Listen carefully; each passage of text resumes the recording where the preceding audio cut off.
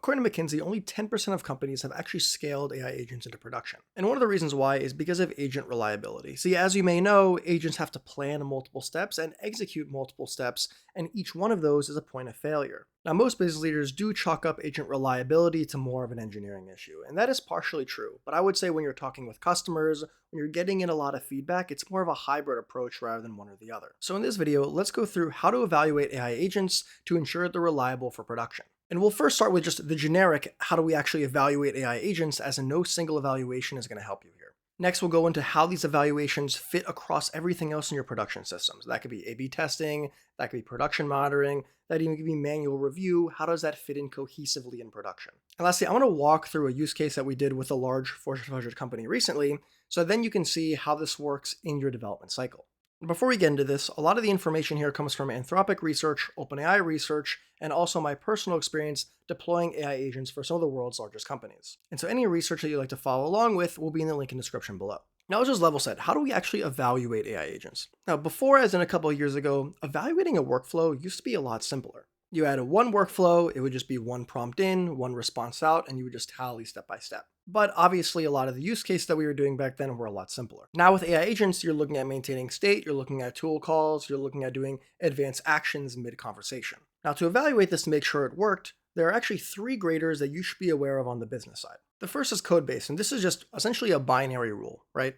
Did the agent actually call the right tool? Did it put in the right parameters? Sort of those pieces. Now, next is model-based, and this is where an LLM is evaluating against a rubric. And this is hitting things that the code evaluator can't actually touch. Maybe it's, did it actually resolve the right issue in an effective way? Maybe it's a tonality. Maybe it was talking to a user in a correct tone. You may have heard of the term LLM as a judge, and this does need to get calibrated before you actually implement it. Even in my projects, I actually have an accuracy score for the LLM-based evaluation. So historically, if I know that it performs about 95% of what a human would do if you manually graded it, then we know that it's going to be that much of an error. The last one I need to look at is human evaluations. Now, obviously, it's standard, it's reliable, but also it's going to be the slowest out of all three. And at least in this scenario, it's really more about scheduling, at least internally at your company, to make sure you get subject matter expert time. Now, in practice, these SMEs are going to be spot checking, so they're not going to be reviewing everything, but this is going to be how you're going to ensure your evaluations and your productions are going forward as a gold standard. Now, as you can see here, no single evaluation is going to catch everything, and that's why you need a combination of all three,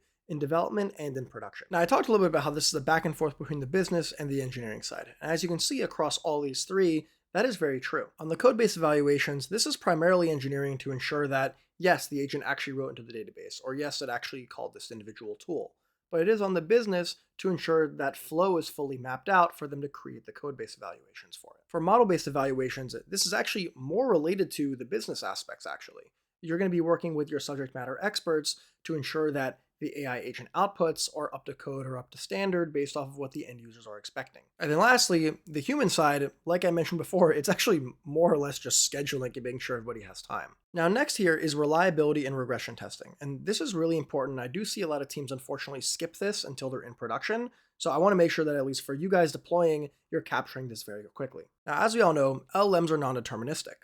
But what this actually means, at least in terms of tasks or capabilities, is sometimes it might get it right perfectly, where other tasks, it might only get it right half the time, even with the exact same inputs. Now, there's a few ways that we can measure this, and this is actually kind of more task dependent.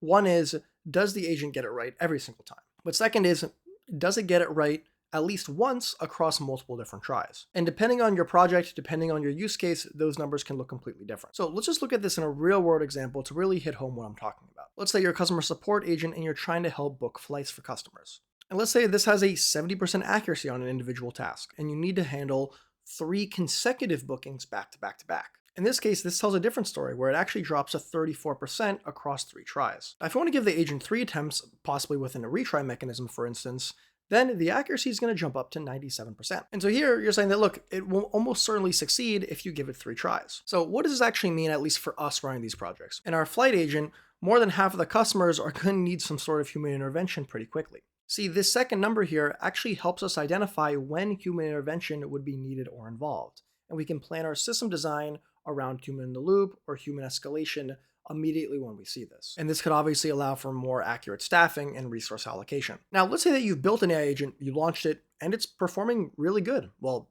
first off, that's a great spot to be in, so congratulations. But the second thing is, and now you're going to want more capabilities, right? That's the next immediate go-to step. Now, early in development, you were adding on a bunch of new functionality and you were creating evaluations that were based off of that new functionality. But now we can actually convert those evaluations into regression evaluations to make sure that these new capabilities don't regress into something that now we lost. So now that we're in production, how does it actually fit with all of the other things that we're going to be doing? I actually really like this model from Anthropic. It's called the Swiss cheese model of quality, where each layer has holes and no single method kind of catches everything. So first, those automated evaluations that we made before, that's going to be your first layer. So code-based evaluations, model-based evaluations, they're going to be running on a schedule to be consistently running over time. But now in production, you have a bunch of other things, right?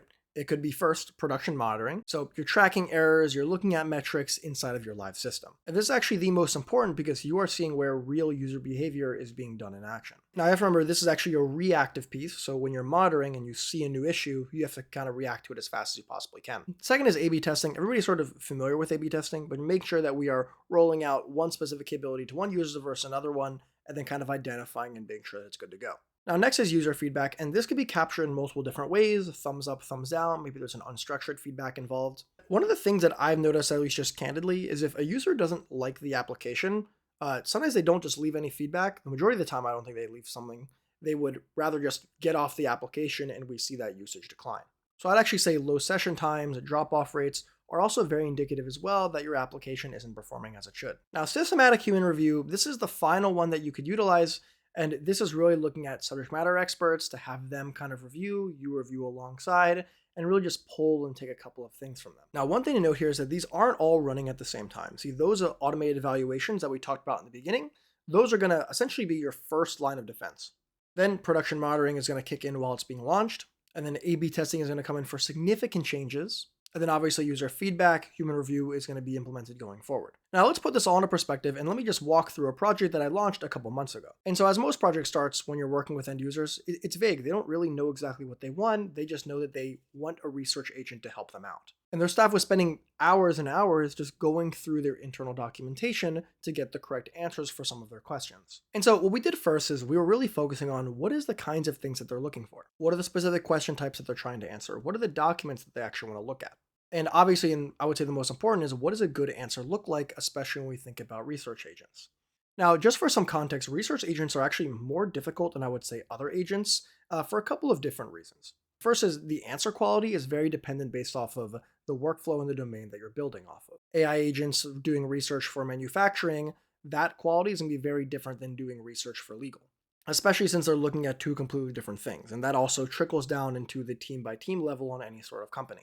Now, another thing is for subject matter experts, one expert might think the answer is great, while another one might think it's bad.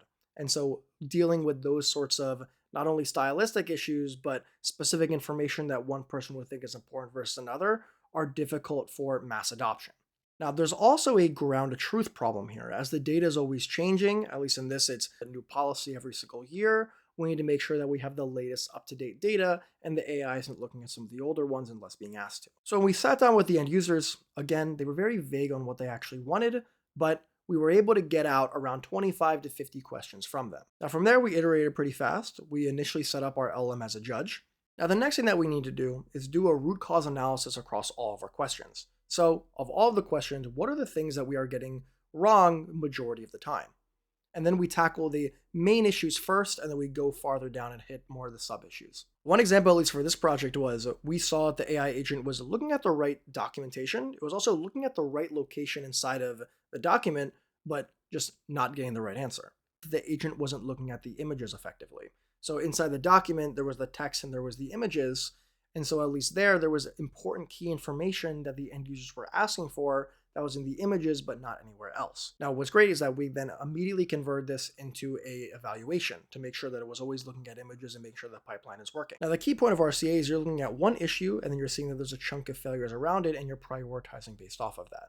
Then from there, you build your evaluations based off of those issues. After we made our evaluations, we then created our user acceptance testing for all of our users. And then any questions that the end users had or any sort of feedback that we had, we incorporated back into our product. We made new tests, and then we went live.